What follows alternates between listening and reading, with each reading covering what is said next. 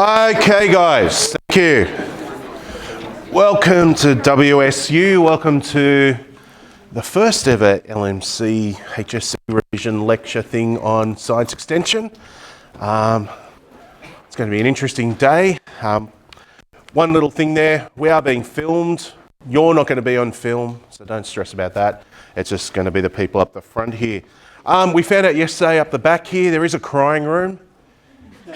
If you're really stressed, you can just go up there. Apparently it's if you're a nursing mother, you can go up there when you're doing your medicine degree. But, you know, take your stress ball out of your bag and go up there and just cry. It'll be fine. Toilets are directly below us here. Basically, you're sitting on top of the toilets just there. So anytime you need to, just go out and go down. Please put your phones on silent just to make sure there's no interruptions. Anyone who has special dietary needs that your teacher should have told us about, when morning tea or lunch comes out for you, just see Shireen, who's the person who signed you in essentially, and she'll get that to you. Other than that, we're going to get started. And it's going to be an interesting day, basically because you guys are doing a very interesting course. You are the guinea pigs for NESA. You are the ones that are doing this new extension course. And look, I know talking to my munchkins, it's been a very interesting and stressful time. I know seeing some of the stuff there, some of you are doing some really cool projects out there. Some of you are doing some interesting stuff as well. You know what, it doesn't matter. Okay, whether you're doing, there was a girl from Kildare College in Wagga who's actually had a paper published. And that's good luck because she's got a teacher at a school that worked with an astronomer. And that's there. But you know what, in the end, that's not going to affect your HSC. So don't stress if you're doing a project on secondary data, it doesn't matter. Okay? In the end, your project and your exam are basically going to determine a lot of what goes on. Now, we're going to try today, we're going to try and get through a lot of content. For a 1-unit course, this has a hell of a lot of content in it. There's a lot to do. And I think talking from colleagues and other, even doing, well, some of you are doing Maths Extension 1 and 2. I think the content in this course is almost as much as doing Maths Extension 2. There's a lot to get through. But you know what? Don't stress about it because everyone else is doing the same thing. So you're not necessarily disadvantaged. Down here at the front here is Dr. Sham Nair, who is the Department of Education Science, I've got another word there, a science advisor, and he's going to go through the stats with you. A lot of you have actually used his materials on stats. I know my guys have. Probably a lot of you have used the stuff that he's developed, which he used in teaching us how to do stats, because funnily enough, most of us, even your teachers who have a research background, haven't done stats for 20 to 30 years. I know, we don't look that old, but that's just the way it is. Well, first session here, we're going to go through, most of this is about Module 1. Now I can tell you my students up here have not done Module 1 yet. We're saving that for the end. So they're going to probably cry at the end of this session because they think we haven't learnt this yet. Because no, you haven't. Who else hasn't done Module 1 yet? Yeah, a few of you, yeah. Don't stress about that. One of the things, I do a lot of training with teachers as well. I'm sorry, did I introduce myself? I'm Bill Matchett, Head of Science at Macquarie Fields High School. I do a lot of work, I run a lot of network meetings, do a lot of in-service stuff with teachers. And we're all in the same boat. The stats stuff is hurting us. Because most of the courses we do don't have stats in them. I've been teaching physics for 25 years. I've got to admit, I can't do differentiation anymore because NESA does the differentiation for me. I used to love differentiation, I used to be really good at it. But I haven't had to use it for 25 years, so I don't do it. And so the stats stuff is hard for me. And, you know, that's that there. So I'm really happy that Sham is here today so he can talk about it and not me suffer through it. Because I wouldn't want to suffer through it because I wouldn't give you the best experience. So the main point I'm trying to make there is that this is a bit of a weird course. You do physics, you do biology, you do chemistry. You usually start with Module 5 and then go on to the next module. Sorry, it's just, that's all right. It's just, for some reason it turned itself off. This course, on the other hand, you don't. A lot of people, myself included, we started at Module 2 because I wanted to get students started on the research side of things. A lot of people start at different parts of the course and then they refer back. Some of you started on Module 1, and I'm half tempted maybe next time I do this to start Module 1 because it's really interesting. There's really cool stuff in there. My main thinking was I was going to do Module 1 at the end after the report was done. And so my students have been spending most of their time stressing about their report. Okay, and so what we're going to do, really quickly talk about a couple of things here. I'm going to go through that part really, really quickly. Sharm's going to do basically 3 for you, and then I'm going to show you I'm also going to show you a couple of resources. At the end of the day, what I want to do is try at least spend an hour going over some of the sample questions and some questions that I've made up. Just to give you a bit of an idea of the types of things you're going to be asked, because there's going to be a 15-mark short essay question. There's going to be extended response questions. There's going to be a whole heap of slightly different questions to what you're used to. Now, as I go through this, feel free, please call out, ask questions. If I don't explain anything really well, and if I can't explain it, I'll just defer to Sharm. But yeah, there's teachers here as well. They can help answer. If you've got an answer and I say something wrong, tell me. Don't try and be like what my students are and just be nice and because that there. Okay, so let's go. Of course, all of you at the moment, who's already done their project? A couple of you. You guys have already handed yours in. Yep, cool. My guys have got to hand it in 3 or 4 weeks. I know we're doing a cross Western Sydney marking thing on the 30th. But it's a very different process. It's a very different report to what you may have been used to in the past for your student research project and that. And of course, there are a couple of inquiry questions. Now, you've heard probably from other stuff there, inquiry questions are that's what NESA is using to guide their final exam questions. So you do have to know this. So how do scientists journal the scientific process? What does that mean? Can anyone help with that there? What does that mean? What's it mean to journal something? Anyone? No one? What's that? It's a little bit like a portfolio. I think, Sham, when you talk about journaling as a verb, you're basically talking about presenting, writing. So it's how do scientists present? And this is one of the things here that your teachers have been struggling with, like the NESA language sometimes. They use words like that to try and stop using lots of words. But you're right there, your logbook and your portfolio are part of your journaling process. And science extension in a lot of ways is about really trying to get students doing proper science. Journaling, doing that. Because look, in all honesty, before this course, a lot of what we did was, here's a recipe, go do the experiment. Now we've really got to think about doing things in a little bit more detail. And of course, how do they present a scientific research report? Now that is a sort of a big process there, because this is what you need to do. Document and maintain a portfolio to blah, blah, blah. Record and log sequence development of the science research process. In most of your portfolios, you've kind of done that there. I've got my guys to set up their portfolio, so they've got the date, what they did and what they found out and all the references and all that there, and which is sort of part of that there. A review of the literature, you've all done that. A lot of you would have done that early on to help frame what your inquiry question is going to be. Justify the scientific research question. Now, who struggled with their research question? Come on, I know you all want to put your hands up, don't you?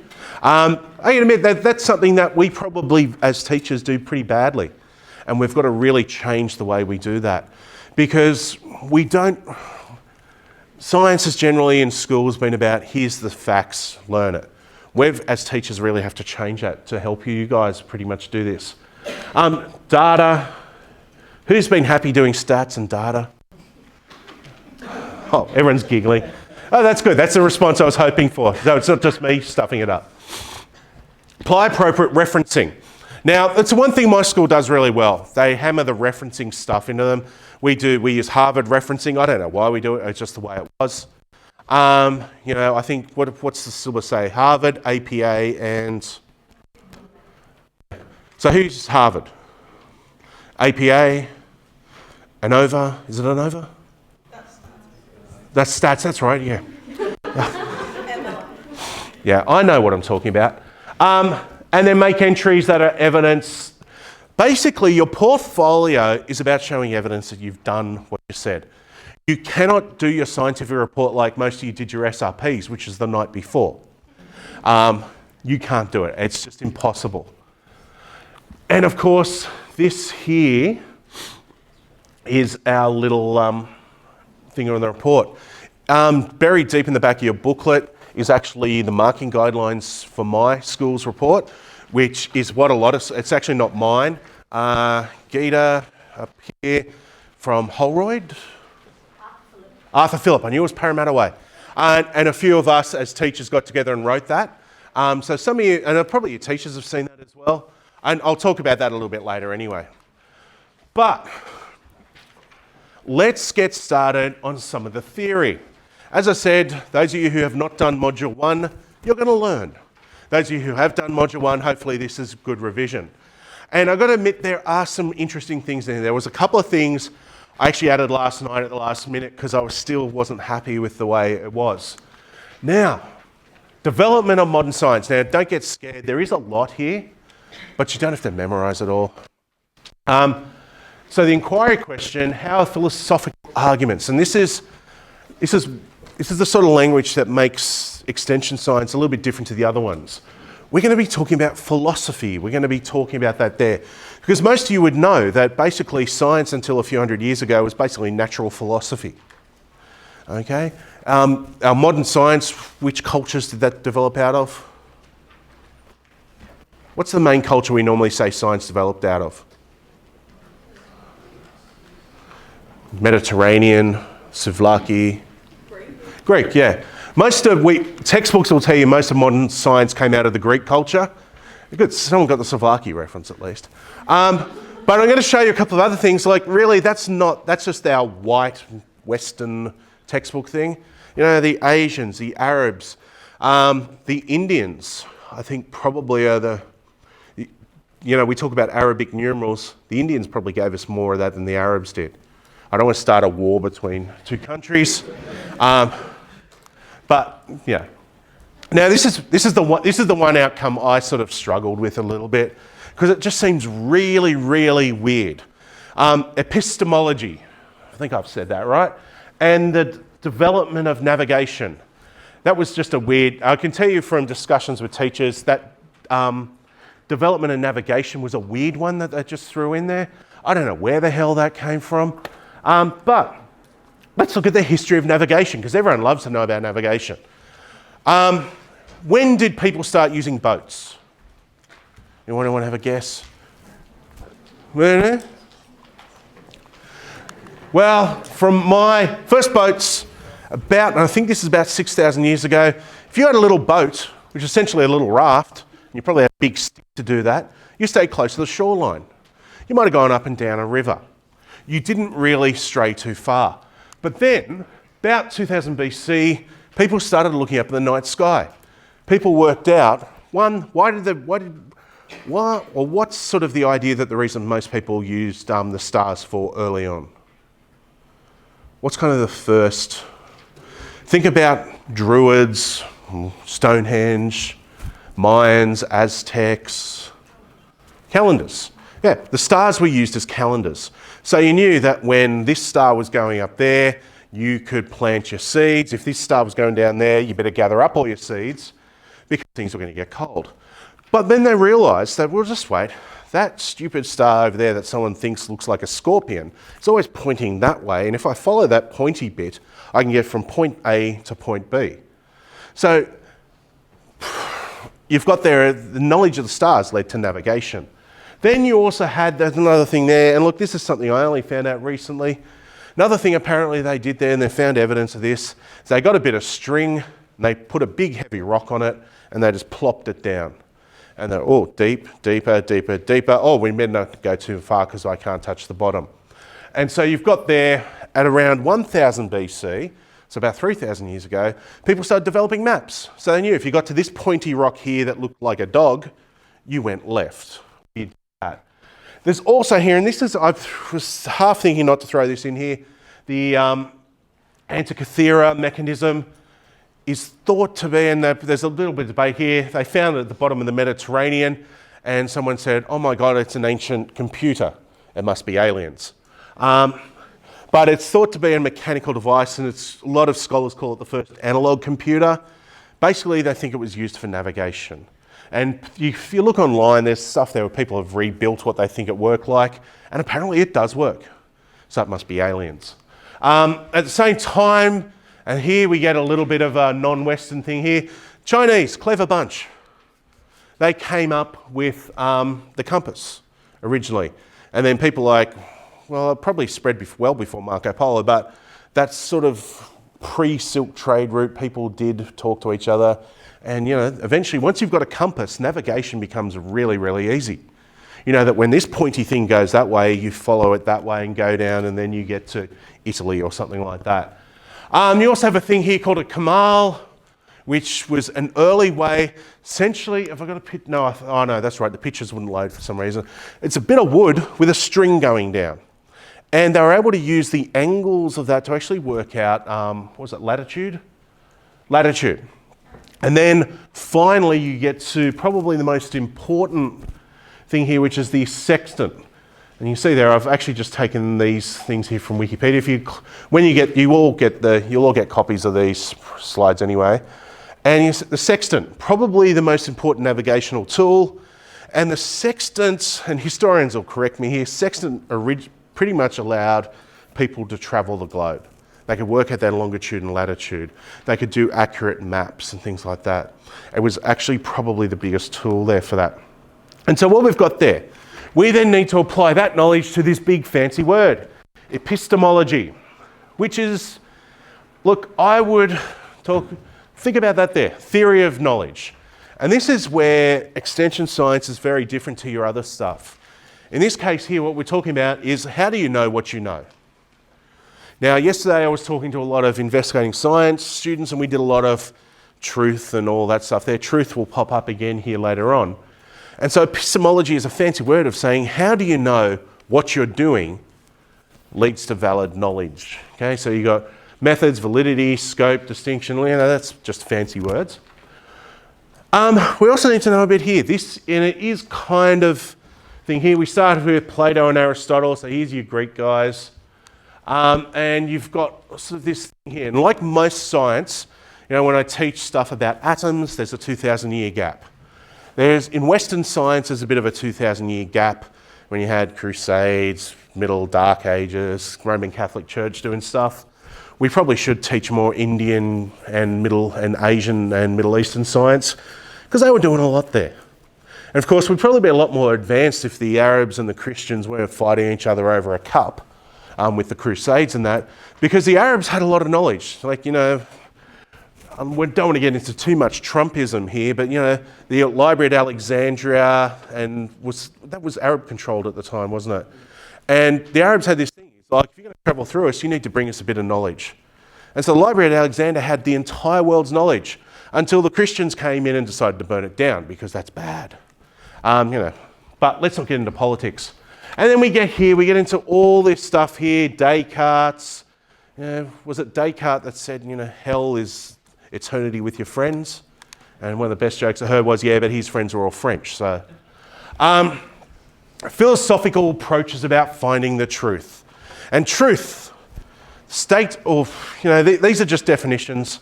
And basically probably the one that we want to get to is that middle one. Accepts reality. Because if you go to this bottom one, a fact or belief that's accepted as true, then you end up with the Midwest of the US, where, truth isn't truth and, all that sort of stuff there. Basically, we're trying, and this is what the whole thing of science is trying to find what is the reality. Of course, once you get into quantum physics, then reality isn't really reality much, but that's a talk for another day. And we have this idea of empiricism, okay? Which all knowledge comes from experience. And I'm going to show you something in a little bit here. So for me to impart knowledge on you, you have to have some understanding of the words that I'm saying. I couldn't go in and give this talk to a bunch of kindergarten kids. They wouldn't understand a word. Well, maybe you don't understand a word I'm saying, but you've got more chance than the kindergarten kids do. because they don't have experience. You've had 13 years of schooling, which have allowed you to get a better understanding of what's going on around you. So experience, sense data, we cannot know anything of. So empiricism is saying, you only know stuff because you sense it. You see things, you touch things, you hear things, you smell, you taste. So empiricism is basically saying that you understand stuff. You understand a concept because you understand other stuff. And everything has to be related to what you already know. And that's why we do in science teaching, we do start off at a low level. The atom is a really good example of that. The atom we start off teaching you, it's a small indivisible particle. Solids, liquids and gases, depending on how much that thing is vibrating, moving around. Then we get to, so that's year 7. Year 8, we say, well, we kind of didn't tell you the whole truth there. That little ball thing we told you about is made up of 3 other little balls. 2 big balls and 1 little ball. And the 2 big balls are in the middle and there, the little balls are spinning around. Then we don't tell you, and then we get to probably year 11 or year 11 chemistry. I think you go into a little bit more about detail. The last point in year 12 physics is those little balls actually aren't necessarily really balls. They're made of tinier balls, and some of those tinier balls are made up of things that aren't really balls at all. That's quantum physics. It's a wonderful concept that screws your head up. But the point I'm trying to make there is that you can't get to the fuzzy ball thing at the end of quantum physics without understanding all those little steps in between. And those steps in between actually mirror how the atom was discovered. And yesterday I did do a little bit of thing there going, was it Plato? No, it wasn't Plato, Aristarchus. I can never remember the Greek guys. But one of them said it's indivisible, and then they went through that all there. Point being, your senses determine that. Now, we also have another line of reasoning. This is a little bit confusing a little bit. Induction, this is where French philosophers would argue with each other and flick thin cigarettes at each other in cafes. You have a thing here. So we got here first, induction. Okay, so what you're doing is you're using a large amount of data and you're trying to draw conclusions from it. It does not always work. And some of these examples are stupid. It's just the way it actually works. So humans exist, birds are human. Now this is a sort of, you know what, this is almost Facebook thinking. It's like, this is here, this is there, oh, this must be that thing there. I showed yesterday the classic graphic, and it might even be in here as well, the number of Nick Cage films as per deaths. The more Nick Cage films there are per year, the more people die. Now those two things do happen. Maybe Nick Cage is a wizard from the future. It would explain a lot of his movie roles. But they don't cause each other, okay? What you do also get there is this deductive reasoning. And you can see here, the example is Socrates. So this is all ancient Greek thinking. So we apply a rule and then we go there. So deduction, all men are mortal. Socrates is a man, therefore Socrates is mortal. So the first two things are premises. And I think this is the deductive reasoning is, I think that was who wrote Sherlock Holmes? Arthur Conan Doyle. I knew that, it was just one of the, but Arthur Conan, like the Sherlock Holmes stories, or the original stories, not any of the fancy modern remakes, are all about, you put this bit of data to this bit of data, which leads to this bit of data, and then if that is that, blah, blah, blah, blah, blah. I think the modern Sherlock Holmes stuff is, there's a gory body there, we solved it because something or other happened. And so this one here is true. So Socrates is immortal because he's a man, and all men are mortal. Now, there are two important things there. If the conclusion is wrong, then one of the premises is wrong. So in this case here, you've got linking two things, and if they're both true, then your third one should be true, okay? And look, it is a bit of a mind bender there. I don't think any of the sample questions asked about induction or deduction, but it's there. It could be asked. Parsimony and Occam's razor. So what we've got here, one of the things there, parsimony is just a fancy way of saying that if you have multiple explanations, then basically the simplest one is going to be the explanation. And in most cases, outside of, say, quantum mechanics or special relativity, the most simple thing is usually the best one there. And so Occam's razor is just the fancy name, or the non-fancy way of saying parsimony, essentially. You got two things, okay? One, so I could use an example here. There are two possible reasons you're here today. One, you're really bored, or two, you're stressed about the exam coming up in 3 months' time. The simplest one is you're not going to come to the university if you're bored, so you're stressed about what's going to happen in 3 months' time. God knows I am. But you do have some really stupid, I was looking for some good examples of this here. And so we've got my first example there. Guy gets a text message from his wife. She's not responded. So the two explanations, her phone ran out of battery, or she's maliciously ignoring him in revenge. In this case here, they say A is likely. I actually think B is probably the more likely one. But that's only from my experience. Your experience might be a little bit better. But the simplest one is either, I got to admit, I don't sometimes return messages quickly because my phone's on silent. So I miss it. And then I get in trouble, and then my wife doesn't listen to me. Woman is nauseous for several hours of eating in a restaurant. She's had food poisoning, or she's got some dormant fetal twin that's niggling her. Actually, I put that one in there because it's actually quite ridiculous. But you do have, in science, a thing where you might have two things, and the one that's most likely is going to be the answer. I think when Sham talks about falsifiability and that will probably link a little bit to that as well. Which, I'll just preface myself. So falsifiability, and this is, who was it? Karl Popper. I was trying to remember the name of the guy who did it. And Karl Popper came, so this is around, and science teachers can help me, this is around the mid to early 1800s, around then. And Karl Popper basically, and it was Francis Bacon, I think, was doing stuff around the same time. A science question is a science question if you can prove it to be false. Now, it's kind of double reverse logic in some way. So I know that there's a theory of gravity. And has someone lost their stress ball, or was this here yesterday? Oh, and I'm going to fall over. So the theory of gravity is a really good one there. I know, I'm going to tell you the theory of gravity exists because I dropped this ball and it falls down. They're actually bouncier than I thought they were. Okay. But this is also something that can be falsified. This is a scientific question because I could drop that and the ball could go up. It probably suggests that we're all screwed because the Earth is moving in the opposite way that it should be. But it's something that can be, it's a question, it's an idea that can be proved wrong. So in a lot of ways, and I think this might be the next thing I've got here. No, it's not. Falsifiability essentially is, if you can prove something wrong, it's scientific. Every single one of the scientific ideas you've learnt can be proved wrong at some stage.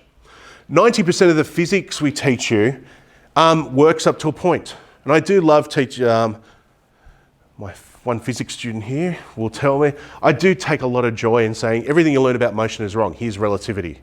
Everything you know about atoms is wrong, here's quantum mechanics. And that's what it is there. We have to build that knowledge up there. Science is filled with ideas that have been overturned. And I'll talk a little bit later about paradigm shifts, where, Albert Einstein is the most famous scientist. Most people don't know what the hell he did. But he overturned Isaac Newton, which is most of Isaac Newton's ideas, which is a pretty big thing. He changed physics. You could talk about Darwin, changed biology. Chemists, who changed chemistry? Rutherford. Lowry, yeah. Actually, now that I think about it, chemistry has a lot of people there, because a lot of that there. Bronsted Lowry changed the way people thought of acids and bases. Earth science, Alfred Wegener changed the idea, but it took 80 odd years or something for the idea to be overturned, long after he was dead. You could also argue in biology, Rosalind Franklin changed the idea, and let's not get into that debate. But there's a whole range of these ideas there. You also have confirmation bias, and in the age of social media, This is a really important thing for you to understand as well. Those of you on Facebook, Facebook owns you. You don't realise it, but they own you. And one of the problems with Facebook is Facebook's really clever. And Google's very clever as well. It does the same thing. You don't realise that if you have Facebook, even if you're logged out of it, it's collecting data in the background. Google is collecting data in the background. There is a story from a couple of years ago that a woman found out she was pregnant when her store that she had a card with emailed her and said, here's nappies, you'll need them. Because she was searching for things online and Google had collected all this metadata and worked out she was probably pregnant because I'm sick in the morning, I'm this, that. These companies know what's happening to you. And so Facebook does this weird thing is Facebook actually gives you news stories that it thinks you want to know. And so this came to a big light with the Cambridge Analytica scandal a couple of years ago. Cambridge Analytica, were they paid by Facebook? They were the ones collecting a lot of data, and basically all these people who voted in the US elections in 2016, all they got in any of their news feeds was pro-Trump stuff. So, and if you were a Democrat in the US, you got pro-Hillary stuff, and that there. You actually get news fed to you that already confirms your belief. And so what happens there in a lot of science is that if you're going through your data and you're throwing out bits of data, oh, that doesn't match my hypothesis, you're doing this confirmation thing. So I did like this one. It was actually, I think it was, I got this from one of the people on the science Facebook groups there. So everyone seeks confirmation bias. I knew it. And of course, we'll just wait. It's just confirming what the person already knew. And so that's a really important thing for scientists to understand, that science is littered with these ideas where people have just confirmed what they think they already know. They ignore outliers. Climate science, I think in the 1970s, they were doing a lot of information there, and they threw out a lot of what are called outliers. The outliers actually confirmed that there was climate change going on, but the scientists didn't believe the data. Okay, so I've already defined that for you really. And I've already explained that, so we can go past that. Now, here's an interesting one. And this is actually something I do way early in science there. Theory of dependence of observation. I've actually already explained this to you. You can only understand something if you know something else. Science, particularly when you get to those high ends, you can't understand, as I said, you can't understand quantum mechanics without understanding all these steps in the development of the atom. And so observation, that should be not, well, I'll add that in later, is not me English, good, bad, no, there, I'm not sure. So what you've got there is what your perception is guided. So I'm going to hear, what's that? It's a duck, or is it? Duck, rabbit, rabbit, duck. Are you getting dizzy yet? Okay. However, for you to understand that, what two pieces of knowledge do you need to know? You need to know what a duck and a rabbit are. Otherwise, people will have absolutely no understanding. And I can tell you, I show that to my 4-year-old, and he'll probably say, yeah, it's a duck and a rabbit. And then he'll probably yell at me because it's changed. But your senses, your knowledge, scientific knowledge is not detached from your senses, it's not detached from your understanding. Now, I'm going to go through this quickly. Ancient thinking. I've got a feeling that each of the HSC papers this year will have an Indigenous question in there. And it's a really interesting thing now. I know IS probably will, because they'll be talking about bioharvesting, things like that. Of course, the Aboriginal and Indigenous, and look, this is not just Australia. The Pacific Islander people had a knowledge of this. You know, how else do they get to this tiny little rock out in the middle of the Pacific? And I think someone here from here, if you can correct me on this as well, but I think when they went from Samoa, did they eventually go to Hawaii, or did the Hawaiians go the other way? I can't remember. Any anthropologists here? No? Okay, well, let's just assume I'm right. So you go there, and so you got all these people that have travelled. And I think it's quite impressive for the Pacific Islanders. They probably went from Australia, or probably even from Papua New Guinea, across to the islands, New Zealand, across there. And most of that is in longboats, rowing to the stars. And of course, a lot of the Aboriginal Dreamtime stories have this aspect as well. And so if you understand that the emu is pointing in that direction, that's where you go to get your supply of water or that there. You also have a whole heap of other stuff, spinifex grass. If you grind that all up, it's very sticky. And so this was used as a glue. So you could make a shield, you could make a raft. And it's the spinifex glue, I think, is actually really, really strong. I probably should do it myself one day. You also have here, and this is a huge thing, it's huge in IS. Is it mentioned in biology, the fire stick farming? Or it might actually be in earth science as well. One of the things that we found out, Australia has huge bushfires. We have absolutely huge raging bushfires because our environment is designed to burn. The reason we have gum trees, eucalypts and all that is that it's actually an adaptive thing. Most Australian trees germinate after a fire.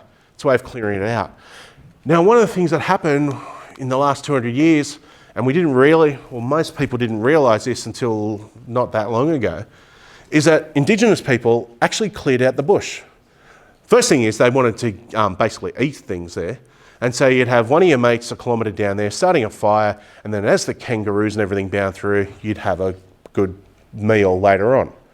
They cleared the bush. Now, whether they deliberately meant to do that or not, they probably did because they realised that if you didn't put fire through there every so often, you get even bigger fires. And we decided 100 years ago, well, let's keep our natural environment natural, and then suddenly we get giant bushfires because this part of the forest that had been changed for 60,000 years suddenly had extra growth in it that it didn't have before. Someone lights a cigarette, throws it away, and next thing you know, you've got thousands and thousands of hectares burnt to the ground. And because we're stupid as a society as well, and we decide, let's build in the bush. It's very restful, and it's very very nice. And the fact is we've got nowhere else to build. And God knows no one wants to live in an apartment in the city anymore because they're all just about to fall down. We've got a large population. We've got to live somewhere. And we live further and further here. Those of you before, like I started working out this way in 1995, and most of this area was still kind of bushland. In the last 25 years, that has been built up into houses because people need somewhere to live. So let's go there. And there's one more here. And you got here as well, and this is a really interesting thing. We don't need to go into a lot of detail, but every Indigenous nation actually has their own calendar. And you know, if you've ever been up to the Northern Territory, you've got the wet and the dry season because summer, winter and that don't make sense when it's 35 degrees every day, and the difference is it's humid, it's not humid. Winter doesn't make sense there. We have, of course, ancient Greece, which is probably the most well-known scientific thing there. So I can go through this really, really quickly. You've got mathematics, you've got there, who's that guy? Euclid, Euclidean geometry. Okay, that's the basis of most of your maths there. Are there any teachers here are maths teachers as well? Because I'm going to offend maths teachers. Most maths teachers don't like any maths that was post-Greek. You know, the Greeks had it down. You had a triangle, it did this, did that. Astronomy, of course, the Greeks did look up at the sky, and you know, Eratosthenes, which I talk about, which is part of investigating science. He's a guy that basically came up with circumference of the Earth just by doing a bit of clever maths. Medicine, of course, the Hippocratic Oath is named after this guy, Hippocrates. So the Hippocratic Oath, do no harm, is it? Anyone? Yeah, I know, you're all extension science kids, so you all want to be pre-med. So yeah, the idea of medicine is you don't try and do any more harm. Of course, if you look back at some of the ancient medicine stuff, you know, I think the Greeks were still using leeches, but then again, modern medicine uses leeches as well. And maggot therapy, look that up, that's interesting. Of course, they study biology and inventions, watermill, alarm clock, crane, Archimedes' screw is an interesting little one there. The Greeks did a lot, and that's what our modern Western science is pretty much based on. Ancient Egypt, they did a lot of writing. Okay, of course they didn't have the numbers down quite as well, although saw more the Romans there. But of course they were the first ones to make parchment. paper, the development of paper. And before then, you either had a clay tablet or you had to go get a skin off a lion or something. Medicine, they also had stuff there as well. They had a few interesting little things there. Although because the Egyptians were still sort of worshipping all their gods and all that, they did think that most medicine was about demons inside of you. Has anyone seen the thing there where there's like some Neolithic treatments for migraines? Where they basically just got to chill or just hammered into your head to release the demons, which actually worked because a lot of the migraines people had there were tension related and it released the tension in the skull.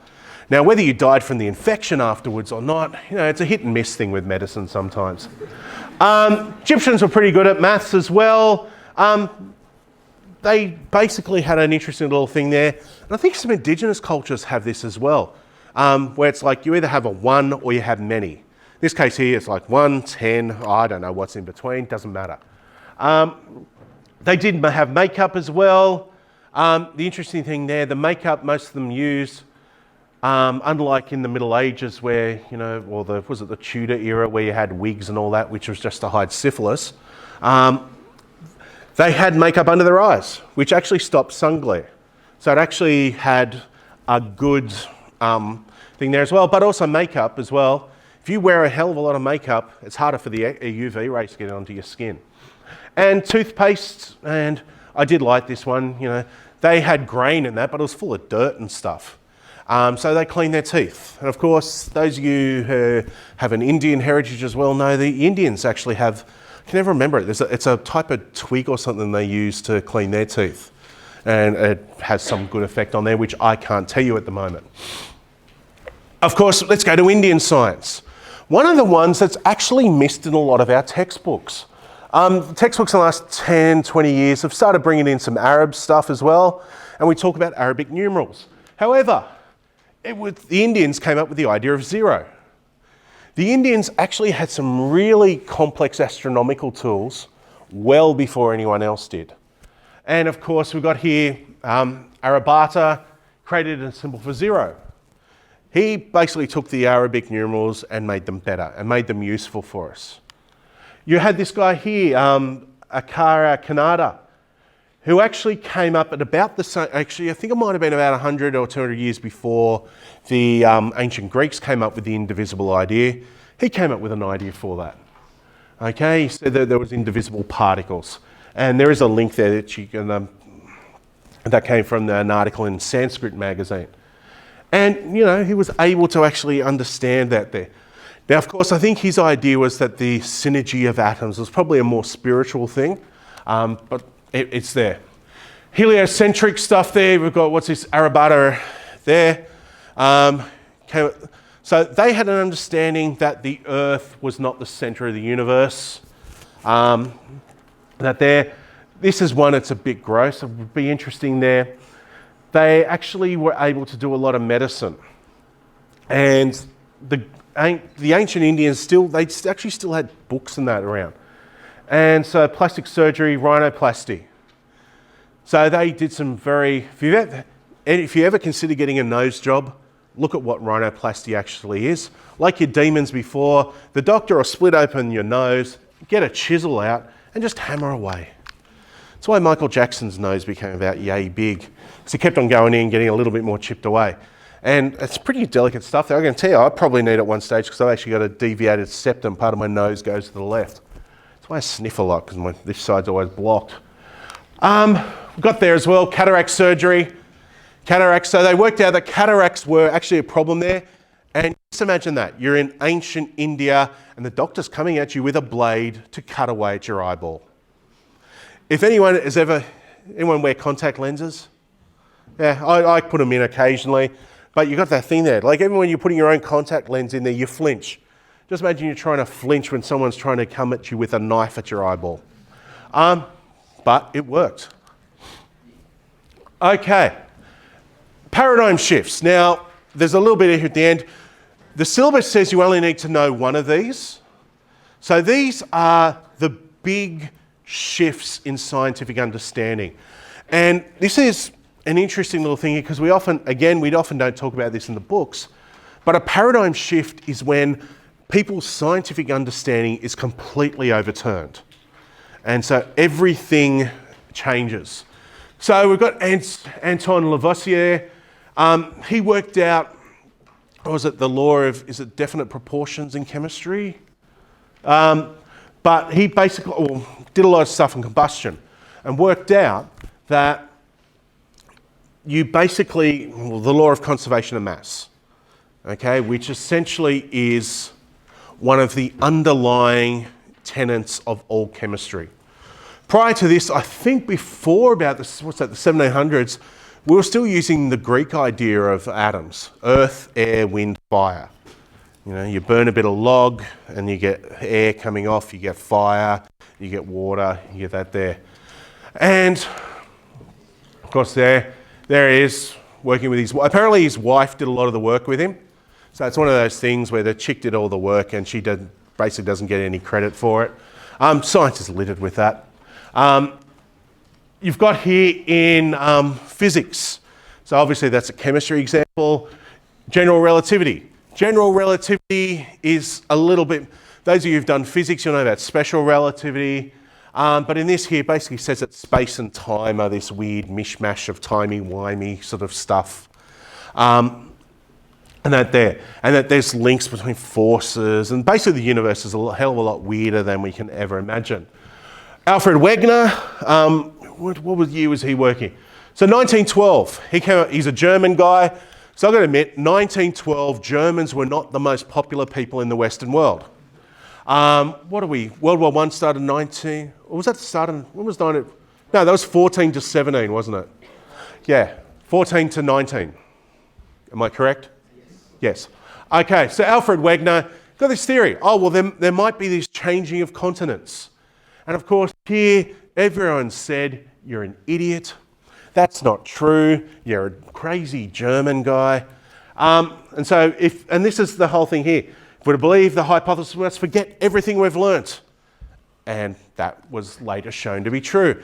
The continental drift was only accepted in the 1960s. It took 50 years for people to realise, well, maybe this crazy German person wasn't as crazy as we thought. And that's one of the things about science as well. If you propose a stupid idea, it's sometimes hard for it to be accepted. Of course, in the modern digital world, every idiot has a stupid scientific idea. Aliens did it. There's been, it's all this, that people can just put any old crap out there and people will say you're crazy. And that's one of the things that maybe that's the ultimate American conspiracy. You throw out so many conspiracy theories that the one that's true doesn't get accepted. But, that's America for you. Another one here, Barbara McClintock, who actually changed the way people thought of genetics. So what we've got here is 1953. Now, when was DNA discovered, the structure of DNA? Or was that, when was that? Was that 60s or late 50s? Early 50s. So it was 51, 52. Okay, so 51, 52, thanks Sharp. So McClintock published a paper not long after just the discovery of the structure of DNA on the fact that there were these things called jumping genes.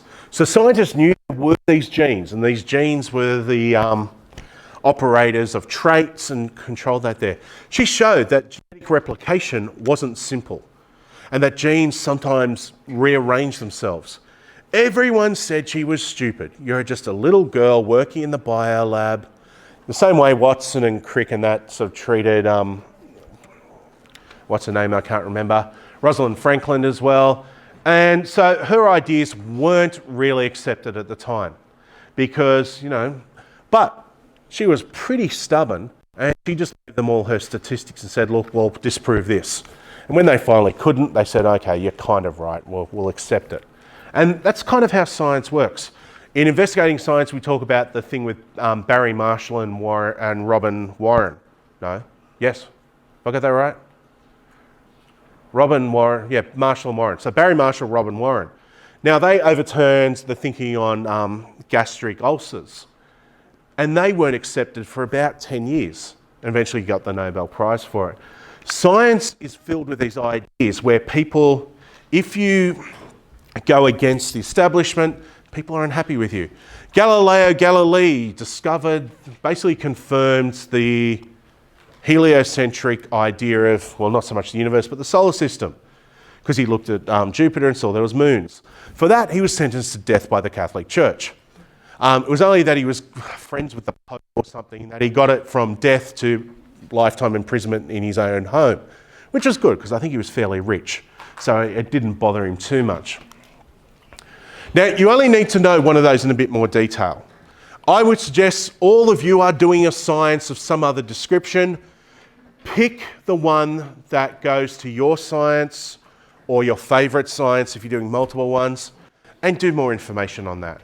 Just understand that a little bit more.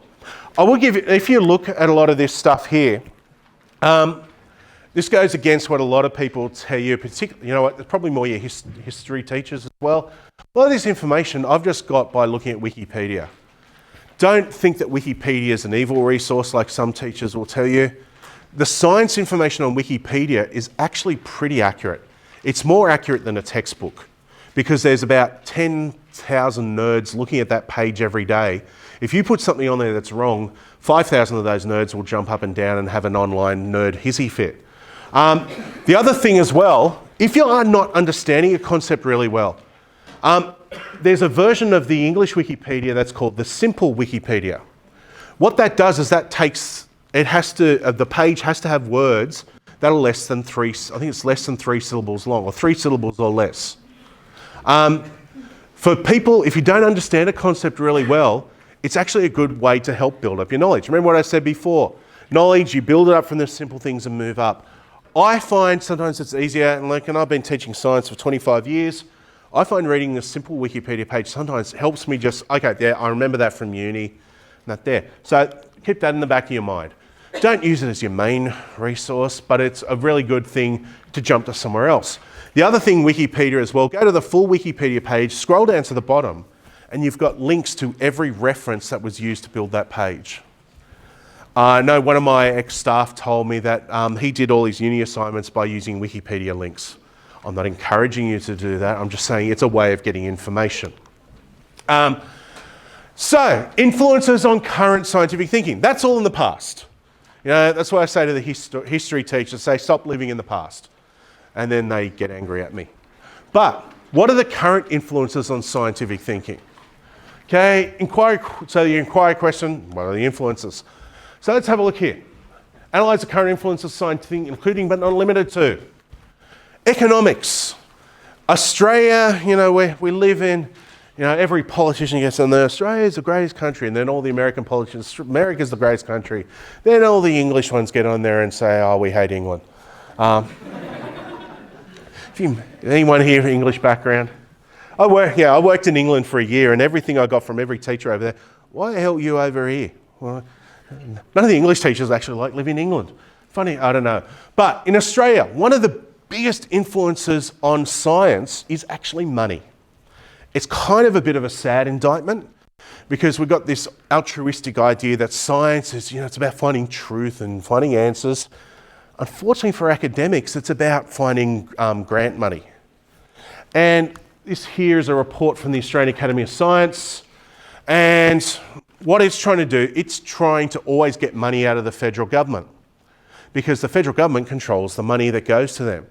And so they have to do things like this. So this is a report from 4 years ago saying, give us money, we do important things.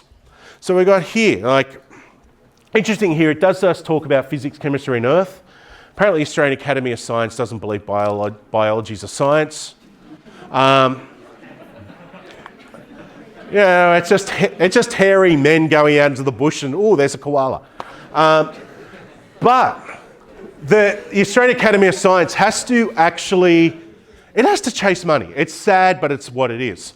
And so if they do this report and say, well, 11% of the economic activity applies on science, I think they've undersold themselves because there isn't a single business in Australia that doesn't have some scientific use. You've got to be connected on the internet, you've got to use your phone, you've got to do this. Science has influences that there. So you got there, they quote about $292 billion a year So give us $1 billion so that we can get the economy another $290 billion. You got there, it's around 145, so direct contributions. And this is, 7% of Australian employment directly. So nearly 1 million people are employed in scientific fields.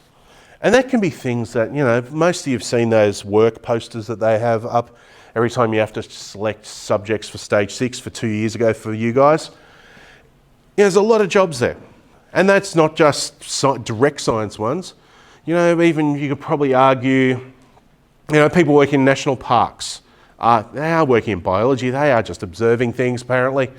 But, that's a science job. You could argue your electrician is a science job. They have to understand electricity, they have to understand this. Science is actually a much bigger thing in our economy than we think there. And then of course we export science. Can someone give me an example of some of the bigger things that Australia's exported as scientific knowledge? Yeah, well, that's the one there. Wi-Fi, yeah. Everyone does it there. CSIRO every few years gets $500 million or something from the tech companies as a licensing agreement. Now, do you know where Wi-Fi came from? Black hole research. Black hole research, yeah, good. So some researchers in the 1960s were trying to work out one of the things there, and when we talk about data later on, data from astronomy is convoluted. I can look at a data set from the astronomers and I go, I don't know what the hell you're talking about there. It's a lot of series of numbers and things like that. And so these guys wanted to get rid of all the background data, and they developed the algorithms which are now used in Wi-Fi. Because if you use Wi-Fi at school or work or whatever, you can have 50 signals going to that Wi-Fi box. You need to have a clear connection. It needs to differentiate between yours and the 49 other signals. That's the algorithm they use there. There's another really big one that Boeing used a little bit too much lately with their 737 Supermax? Black box, yeah, another Australian invention. I don't think we get royalties from that because I think it was just invented there. The other one, if you want to be really ochre and really bogan about it, you can say the Hills hoist and the lawnmower, I think are both Australian inventions. It's all right, what was that? AAS? That one I didn't know. And that's the thing, Australia, we talk about, we're awesome at sport and that there, but we really punch above our weight when it comes to science. I can give you a local example around here as well. I had a girl yesterday here who I had to wear a microphone for because she actually is deaf. I had to wear a microphone because she actually had a cochlear implant, which was invented by, what's Graham's name? Come on, help me here. Graham Clark, thank you. Graham Clark, who grew up in Camden, where I live, 15 minutes that way. Graham Clark invented the cochlear implant. That's another Australian invention, and I think Cochlear is still an Australian company. So that is a worldwide technology that's affected so many people's lives. That's invented because Graham Clark's father was deaf. He was inspired to become a doctor and help people with deafness because he saw the struggles that his father had with it. And so that's a really good Australian story for that as well. Political influence. This unfortunately has so much influence on science. In Australia, it has an influence because we have a majority of our political class at the moment are white, male, Anglo-Saxon men, middle-aged, and of course they have a certain mindset, which is probably different to everyone else there. So climate change, extinction events, we don't care about that from the political point of view because, well, just because that quokka is going to die out, we want to dig up that ground to get oil and coal out of it. Politics and economics are intimately intertwined with each other. You also have there, recent article there, and of course everyone was apparently concerned in the start of May about climate change, and then when it came to May 23 when we had to vote, no one cared. And so we basically went there. You also have global influence. Now, one thing I want you to get out of this as well is every single one of these influences are intertwined with each other. Economics is not detached from politics. The politics at a local level is not detached from a global level. And the economics at a global level is not detached. They're all intertwined with each other. And so is science influenced by politics? Yes, it is. Because scientists cannot function. There are two paths for scientists. Either you go into working for a university and becoming an academic and a research academic there, or you go work for a very large company. Although you can actually do both. Sydney University has a quantum computing lab, which Microsoft pay $150 million for. The interesting thing there is that the researchers from Sydney Uni that work there, they actually can't share their information because they're actually working for a big global company who wants to get ahead on quantum computing because any computer nerds here, is it Moore's Law, the computer?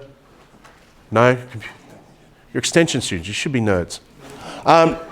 There used to be a thing in, I think it's Moore's Law, where every 18 months, the capacity of a computer would double. So 18 months, you'd have a 128 gigahertz processor. In 18 months, you'd have 256 gigahertz. Computers about 5 years ago actually can't do that anymore because you can't shrink the processors anymore because quantum mechanics allows electrons to jump from one thing to another. So quantum computing, if they develop that, will actually infinitely increase the power of the computing processes. So Microsoft thinks USyd academics are pretty good, and so they've given them $150 million to set up a quantum computing lab. Who gets the patents out of that? Microsoft basically they don't get sold. I think USyd will get some from it, but do you think they're going to get half? No, the Microsoft lawyers are probably pretty good and they'll say, we'll give you 10% or 20% or whatever. I don't know. I don't think anyone knows because it's so secret. However, I don't want to paint a particularly grim picture of this because economic, governmental, global cooperation can actually work. There are two really big examples of this. This one here is the International Space Station. One of the things about putting stuff into space, it's expensive. And so you have a whole heap of countries that joined together and said, well, let's actually work together. And so you got here, the US is probably the leading one there. They work with it. The Europeans work with that. The Russians work with that. And the Japanese basically work with it. I'm not sure you're going to get the Americans inviting China to it anytime soon. Yeah, they'll probably whinge if China would say, we want to put some Huawei computers up there. Because the Americans think that they're being bugged. Actually, so do the Australians, but yeah, that's the way it is. The other example is CERN, the Large Hadron Collider, the biggest experiment ever undertaken. CERN is basically it's the European, it's the European, big European sciencey thing. It's in French. Is it the Centre for Europe? Well, I don't know. Any French people here? But CERN cost billions of dollars. I think it cost something like $30 billion to make.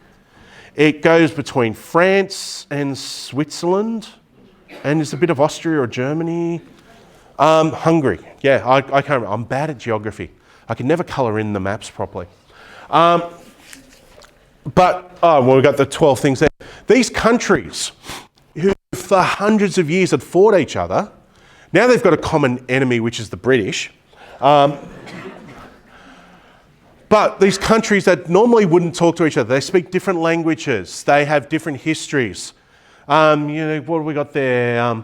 Belgium, Denmark, France, Germany, Greece, Italy, Netherlands, Sweden, Switzerland, United Kingdom. That's way out of date. Yugoslavia hasn't existed for years. Yugoslavia is the Slovakia, the Croats. Any Croats or Serbs here? Really? Yeah? Okay. So are you Croat or Serb? Croatian. So you hate the Serbs for some reason. I know.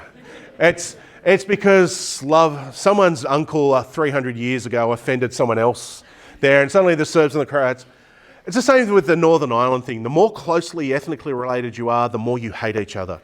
And let's not even get started on the Indians and the Pakistanis. But one of the things there, you've got to think about the influence of ethics. Once you get past all that big political idea and all that junk there, ethics is a really big thing. And ethics, I think, is going to be something you may be asked a lot in the HSC stuff there. You have this idea of informed consent. Now, this is a really big thing. If I'm going to do a scientific experiment on you, I have to tell you what's going to happen. I also have to tell you that, or maybe you're going to go blind after this for a little while. And so the idea is that you tell someone that you're doing an experiment on what's going to happen. It's also why if you ever get a packet of prescription medication, you pull out, there's a little bit of paper always in there. 3/4 of that paper is possible side effects. And it basically depends on your own biochemistry. But you may get blindness, you may go deaf, you may do this, you may lose sensation, you may fall asleep, and there's always contradictory things there. So the idea is that if you're going to take that drug, you're informed that these things may happen. If you're going to be part of a human trial, you have to be informed what the potential things are, including, in some cases, death. There was, I've got a couple of my IS kids here. Do you remember what that drug trial in the UK was? There was a drug trial in the UK where they got, it was about 10 or 12 men into trial of medicine. They hook them all up to drips, and suddenly most of them are just about to die. And I don't think they were informed correctly of that there. Preetha, were you going to ask a question? Oh, hi. So if you're going to be part of it, and this is what, if you use, I don't know if you probably, I don't think any of you would have had experiments, you wouldn't have been experimenting on humans. You've got to inform people that you're doing that. You've also got the experimentation on animals. And of course, in Australia, that is tightly regulated. About 10 years ago, or what date is that? Oh, that's only very recent. I thought it was a lot further back than that. You cannot test cosmetics on animals. It used to be the case that if you wanted to try a new lipstick, you would have to get a rabbit or something and put it on the rabbit's lips and then see if the rabbit died. If it died, you probably wouldn't use that lipstick.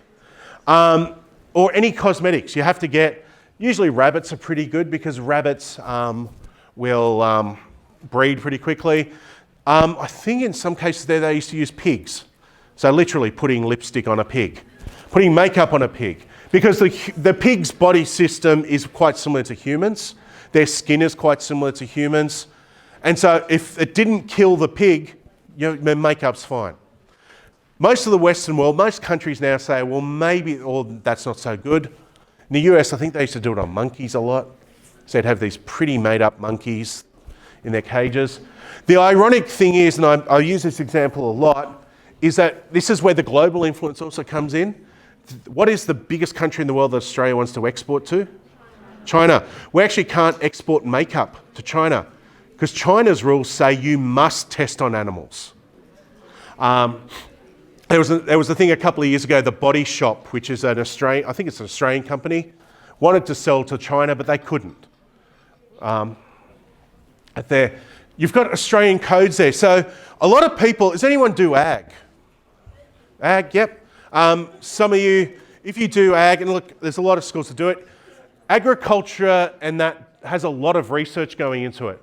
I used to work with someone whose husband was a research vet, and he used to go across to China and places like that all the time. I did, a couple of schools ago, worked with someone who was working with cows. And they were doing, his research at the time was trying to find humane ways of killing cows. Well, most of us in here eat cows or some form. You're a vegan. Oh, you're one of those. But I'm not going to judge you too much.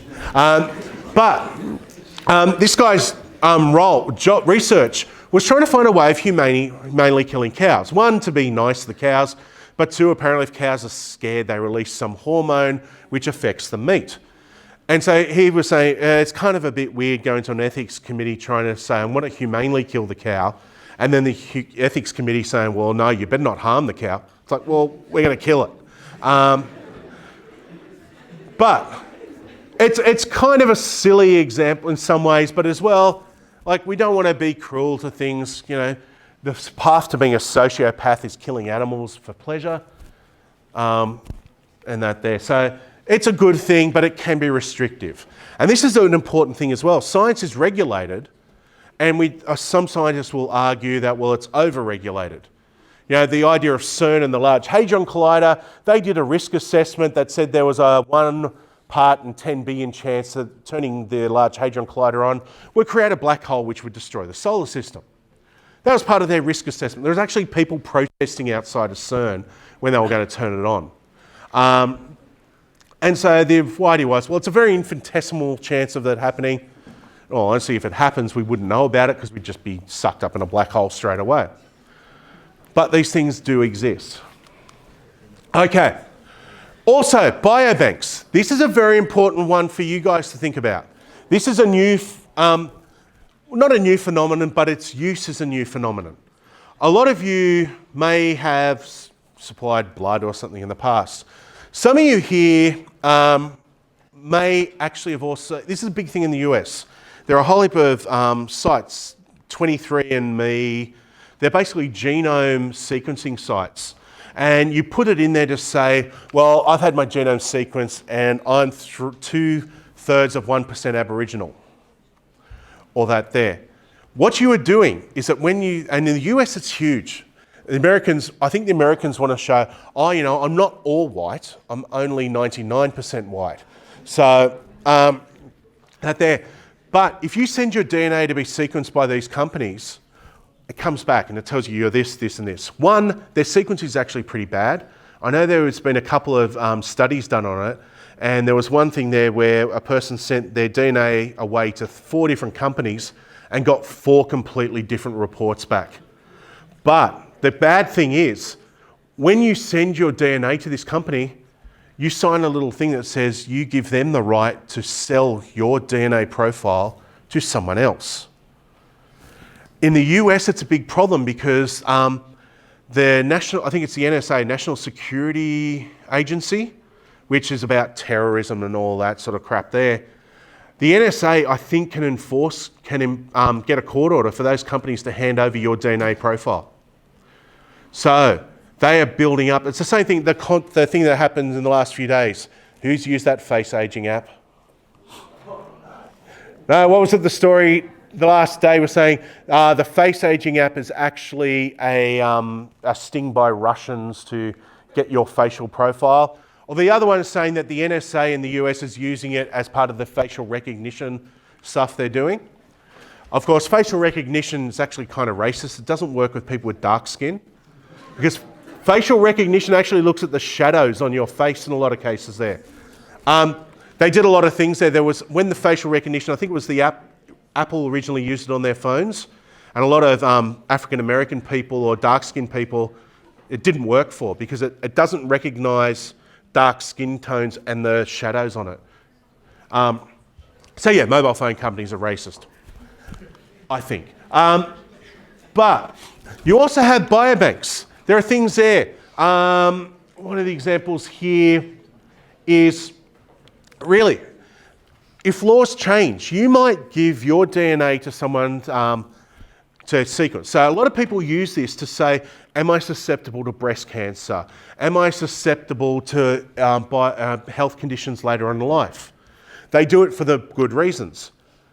But the laws may change in 5 years and suddenly every single bio company that does this may be compelled to give across every bit of DNA they own or every DNA sequence they own to the government. And then they can use that for whatever means. And this is one of the things there, laws change as well. And science is not detached from the law. Okay?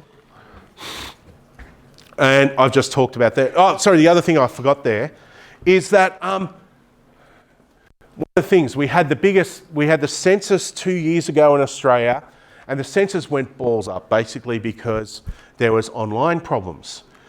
Some of the Australia's biggest data places have actually been hacked. Who's to say someone from overseas, for whatever nefarious reasons, we want a DNA profile of everyone. So they'll hack into these places, they'll download your DNA, and they've got a thing of your DNA now. DNA is going to possibly be a consumable in the next 50 years. This is the scary thing, is you think about it, you actually probably, if you go to one of these services, you actually no longer own your genome. You've signed your genome over to a private company. and they can do whatever the hell they want with it. There are also codes. One of the things there, research don't necessarily have laws. They have in codes, and that actually guide you. The other ethical thing here, and this is one example I bring up a lot. One of the things, some of the dark stories you get out of World War II, and the Americans are also guilty of doing dodgy stuff on this as well. But the Nazis, they had all these Jews and all these people rounded up in concentration camps, didn't know what to do with them. So some of their doctors decided to do experiments on them. And the Japanese did the same thing. And the Americans after World War II actually did similar things. They did some messed up stuff. Is it ethical to use data that's caused harm? So some of the stuff they did is they get, okay, we've got one little guy here. We're going to put you in an ice bath. See how long you can last in there before you die. Then, 20 minutes you'll die. Let's take you out after 15 minutes and let's put you in boiling water and see how long it takes you to die. These are some of the really bad things that the Japanese did it as well. The Americans in the 1950s and 60s did stuff. They actually had one of the worst ones. I can't remember the exact details. They had a lot of disabled kids, I think particularly with Down syndrome and conditions like that, that were in public, like basically their parents abandoned them and they'll put in orphanages. Americans thought, this is great, let's go inject them with stuff. I think it was only stopped in the 1960s. The other one there, the famous one is was at Harvard, I think, did an experiment on sociology. And basically divided the room into, Harvard in the 1960s would have been white blonde people. And so they divided the room into brown eyes, blue eyes. Blue eyes, you're better than brown eyes. And so they basically showed that people are pretty messed up. If you give someone power, they will use it over someone. It was a sociological experiment. I think got stopped after a few days because the blue-eyed people started beating up all the brown-eyed people and people nearly died. Is it ethical to use that data? And that's the thing, you've got to think about it. Although the example I gave before about the academic who was trying to humanely kill cows to eat, is it if you take that a step further? There's people who are doing things there. Like the example I gave yesterday as well, the Chinese scientist who has allegedly used CRISPR to genetically modify an embryo before it's implanted. Now, who knows? Chinese scientists are doing a lot of weird stuff. The guy's disappeared. No one can talk to him anymore. He's probably made some of your phones in the last 3 months. But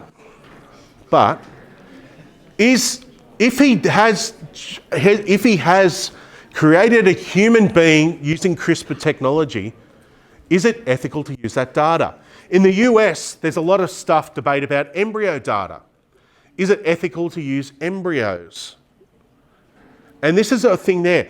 Often the ethics does get blurred because you can say using that will actually help people in the future. Is causing a little bit of harm now good or bad? I'm not saying either way because I actually don't know the answer. The reason I support that there, you can say that this person here possibly is a good expert on ethical issues in science. She works in ethics. She's an associate professor on ethics. So if it's just me ranting on Facebook about, this is bad, unfortunately, I think in the modern world, people are listening to me ranting on Facebook ahead of someone who's written an academic article. It's just the way things go. And of course, you can look there's a whole range of human experiments. Is it ethical to implant things there? There is that guy who took one of the opal chips and implanted it in his hand.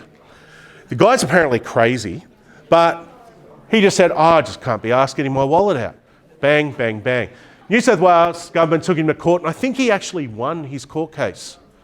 And I think they said, hey, here's if it there. Well, we're going to change the opal card anyway. Now, what I've just done there is very, very, very, very quickly gone through Module 1. Funnily enough, Module 1's only supposed to be 1 hour, and I did the summary in 1 hour and 15 minutes.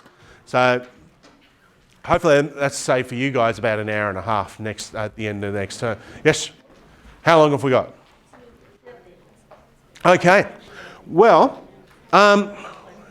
we're going to have a break, and then Sham is going to talk to you about statistics. Guide you through stats so that I don't have to.